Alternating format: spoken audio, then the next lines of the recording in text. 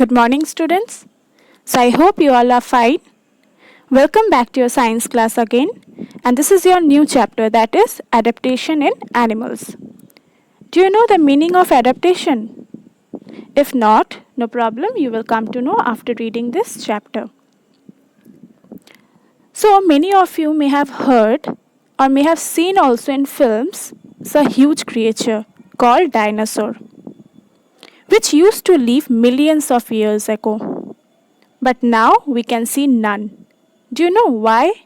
Why we can't see dinosaur anymore? Because some scientists believe that this has happened due to sudden change in the Earth's climate. They believe that it became very cold and the dinosaur could not adjust to that cold condition and died. In the natural environment, a living creature, it can be a plant or an animal, adapt or changes itself to suit the surrounding. And this happens over hundreds and thousands of years ago. So if any of the plant, animal or any living creature fail to adapt themselves in this changing environment, then they may get extinct. So now what is adaptation?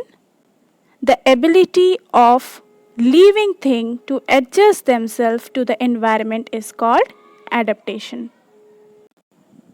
So now you can understand that every animal, every living creature need to adjust themselves to their surrounding to survive. This adjustment may be for food, to protect themselves from their enemies, or for the climatic conditions. So the living things that are able to adapt themselves to their surrounding survive. Those that cannot adapt die. Do you know what is habitat? The natural home of an animal is called its habitat. Suppose your home where you are living is your habitat. Animals are adapted to the conditions of the habitat in which they live. Based on the environment in which they live, animals are grouped as terrestrial, aquatic, aerial, and arboreal. So today we will read about terrestrial animals. What are terrestrial animals? Animals that live on land are called terrestrial animals. So this terrestrial means land. Okay, the animals, those who live on land are called terrestrial animals. The climatic conditions on land vary from place to place, right? In some places there is too much cold, in some places too much hot, and in some places there can be a moderate climate, right? Suppose polar region, which is extremely cold. Animals like polar bear, penguin, walrus, seal, etc. live in such cold environment. Now the question is how they protect themselves from cold. So to protect themselves from cold, these animals have thick hairy skin which keep them warm. Next is hibernation. What is hibernation?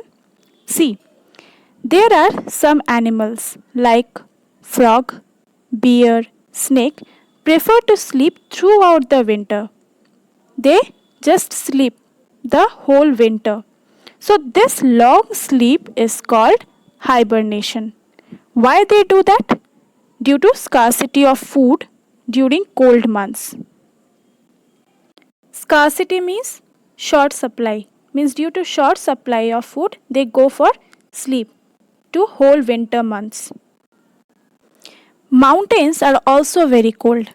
Animals live on mountains such as yaks, mountain goat, mountain sheep, etc. have thick fur on their body which keeps them warm during cold weather. These animals have strong hooves that help them to walk on the slope of mountains. Which animal is called sheep of the desert? Camel, right? And we also know that desert is usually very hot and the climate is very dry. So animals like camel have less hair on their body and have thick skin. Why? Because this helps them in preventing loss of water from their body. Do you know there are some animals like earthworm, snails, lizards sleep for a long time during summer months. Why? Because they need to escape the heat. So this long summer sleep is called estivation. The long winter sleep is called hibernation and the long summer sleep is called estivation. So I hope this much you have understood. So what we learned till now, that all are terrestrial animals but live in different climatic condition. Some are in cold polar region, some in hot dry desert and some in mountain region, right? So on the next class we will read about aquatic animals. Thank you.